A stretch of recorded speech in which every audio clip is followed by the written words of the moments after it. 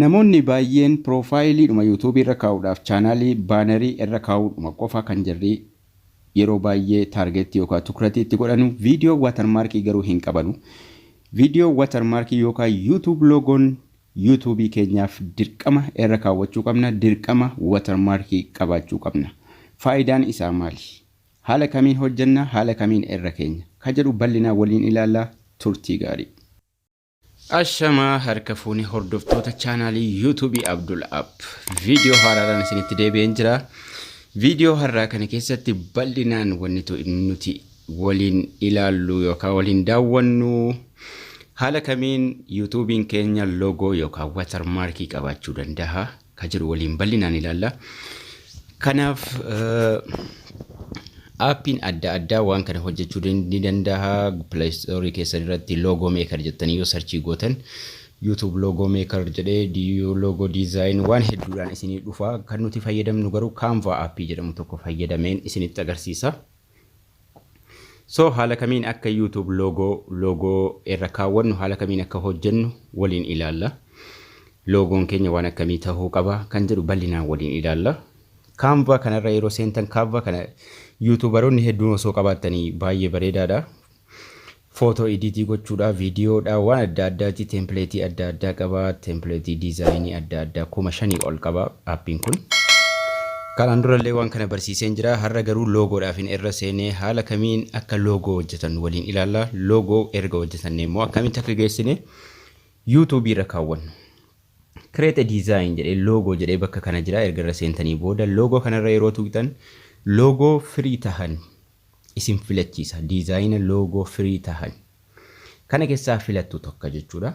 Sanaan booda barreeffama kan nuti bakka buufnu, suuraallee bakka buusuu dandeenya, suuraa keenyallee itti makuu dandeenya.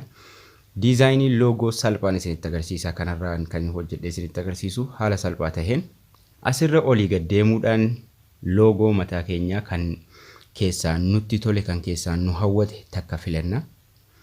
YouTube logo hojjechuudhaaf eegaan so an tokkuma filadheen hojjedhee isinitti agarsiisa.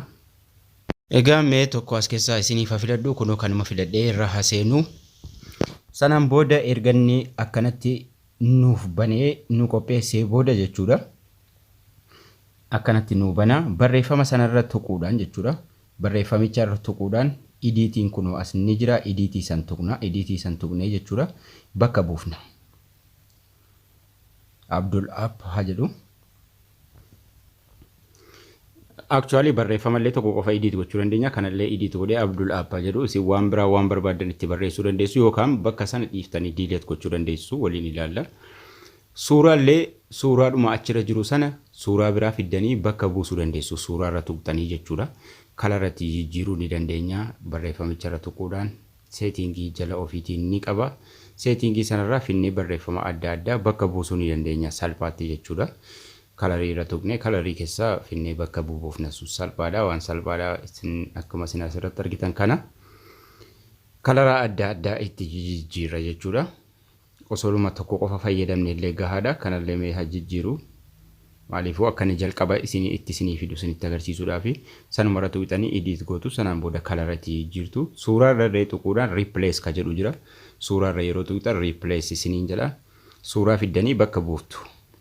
Suuraa addaa takka fiddanii jechuudha. Suuraa gaalarii keessaatti itti fiddanii garuma barbaaddanii suuraa takka geessitanii bakka sana keessu wal qixxeeffattu. Bakka olii gadi butuu ni dandeessu. Olii gadi butuudhaan sirreeffattu waa hundayyuu. So erga wal qixxeeffannee sirreeffannee kaanee kan feene kun akkanarra tuquudhaan delete goona. Barreeffama maqaa YouTube keenya tokkitti qofa yoo feene delete tuqne delete ofirraa goona jechuudha. Yoo hin fedhin jechuudha. Guddisuu ni dandeenya. Xiqqoosii guddifnee akkasitti finnee qaqqajeelfanna jechuudha. Logo jechuun waan xiqqoosiiti.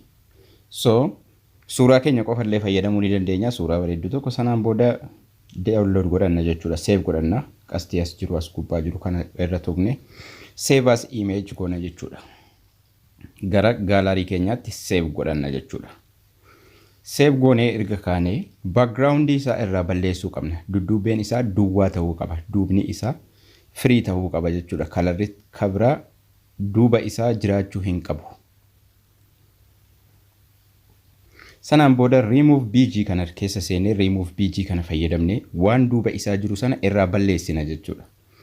Upload image ka jedhu kun ni jira. Remove bg kana buufadhaa isin jedheera. Kanaan durallee gaaraarii keenya keessa seenee suuraa amma save goone sana finna jechuudha. Irra tuqna kun jalqaba irra jira. Amma waa background duuba isaa jiru kana irraa balleessina badee save nu ta'ee jira. Kun download godhanna. Gara gaalarii keenyaatti save godhanna.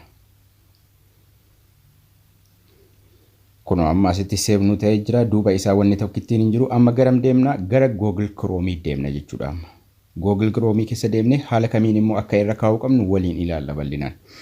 Bilbila kiyyaan hin jallisaa akka inni guddatee isinitti mul'atudha. Chromeedha. Chrome irra seennee YouTube keessa seennee YouTube erga banannee booda jechuudha.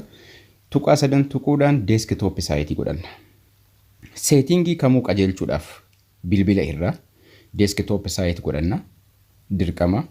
Sanaan booda profile keenya irra tuqna. Profile keenya irra tuqnee booda akkanatti erganne nu fidee booda YouTube Studio ka jedhu kana tuqnee gara YouTube Studio deemna jechuudha.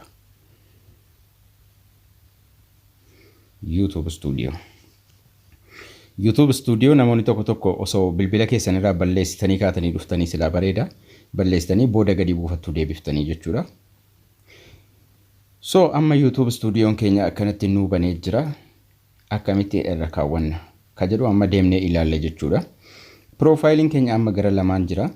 Kan harka bitaa fayyadamne yeroo baay'ee kan harka bitaa jara jiru jalaan gada deemnee setting isaa keessa seenna jechuudha. Bakka deemnee watermark yookaan logo irra kaawwannu jechuudha.